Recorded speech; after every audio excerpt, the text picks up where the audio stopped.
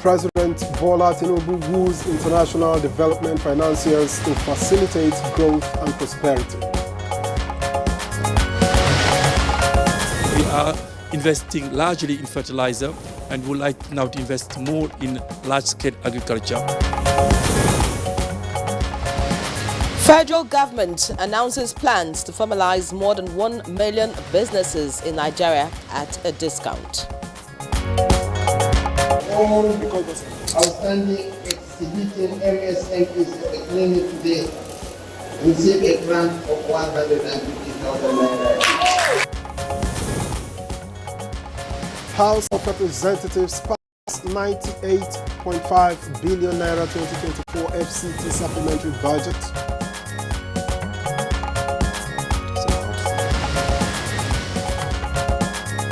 And on Good Morning Nigeria today, we shall take a look at managing the prevalence of zoonotic disease.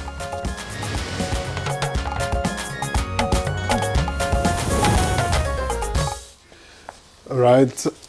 Most humans come in contact with animals one way or the other. But has it occurred to you that about 60% of existing human infectious diseases come from animals? True, Victor. I guess what you're invariably asking is, have you heard of zoonotic disease? Well, let me educate you just a bit.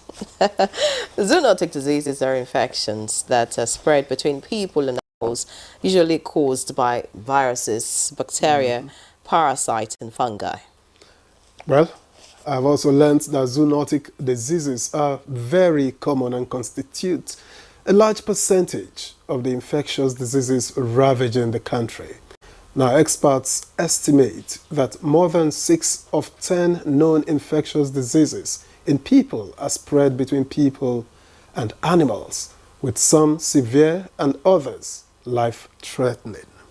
Now, this common feature leaves in its wake illnesses, deaths, and disabilities. In fact, figures from the World Health Organization indicate that globally, millions of deaths occur every year from zoonotic diseases.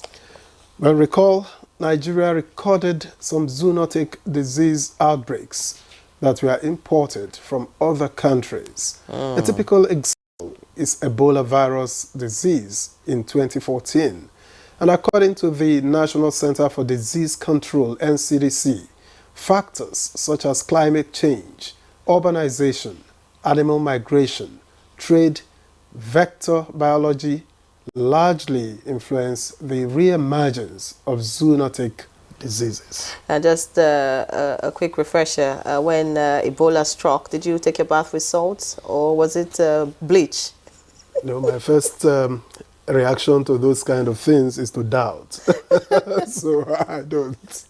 All right. They are a growing public health concern, actually, and this has greatly been felt in the last 2 decades, with about 18 out of 22 countries bearing the brunt. The experts are of the opinion that there is need to prioritize and strengthen preparedness and response to zoonotic diseases, especially through vaccination. But how timely and how accessible can this vaccination be? Well, these questions and more we will be finding out soon. Answers, of course. Welcome to Good Morning Nigeria. I'm Victor Azu. Well, the Epidemiology Society of Nigeria is holding a conference with the aim of showcasing organizational activities in advancements and new technologies for best practice models. How will this contribute towards improving the public health policy formulation and implementation of reducing the burden of zoonotic diseases? All of that will be hitting you on the show this morning. I am Yenre John. Let me also welcome you to today's program. We're reaching you on the network service of the NTA. Soon enough, newspaper review will be on. We've got Chikudio Kolu Abuja joining us. But for now, let's have a bit of what's trending in the news. Musa Abubakar, I must say that one news every civil servant is waiting to hear is the announcement of the new minimum wage. Do you have that in your bit? Well, Musa? before that comes, well, the news is Nigeria is attracting investors. Oh, great. Okay. Well, good morning, Ere, and good morning, Victor. Well, here's the news. President Bola Tinubu is calling on international development financiers to see Africa as a destination for growth and prosperity. The president said this when he received a delegation from the International Finance Corporation, a member of the World Bank, at the State House. We are investing largely in fertilizer and would like now to invest more in large-scale agriculture. And the president has given us his support and blessing to go in that direction. When you export a transformed product, you have $3. So this transformation will help on the macroeconomic side, help the central bank to have more reserves, but also we create jobs. The federal government has announced plans to formalize over 1 million businesses in Nigeria at a discounted rate with the inclusion of ICT facilities in its MSMEs clinic. The Vice President Kashim Shettima disclosed this when he launched the third expanded National MSMEs clinic in Ekiti State, a nationwide journey to empower small and medium-sized enterprises. Exhibiting MSMEs at the clinic today receive a grant of 150,000 naira. And through you, sir, convey our deepest appreciation to Mr. President. Mr. President has been a father indeed. The federal government has begun freight services on rail linking Apapa Port, Lagos, and inland port located in Kano State. The initiative is aimed at facilitating the ease of doing business, especially the movement of goods from port to the hinterland.